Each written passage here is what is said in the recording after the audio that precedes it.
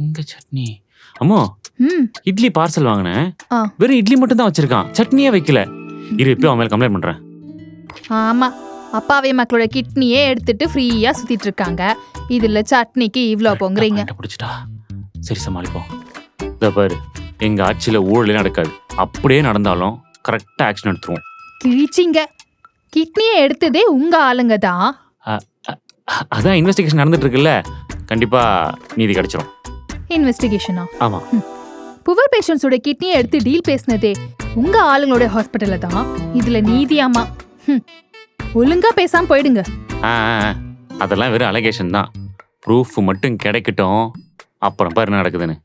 ஒரு ஊரே ப்ரூஃப் இருந்தோம் எந்த விதமான ஆக்ஷனும் எடுக்க முடியாத ஆட்சி தான் உங்க விடியல் ஆட்சி.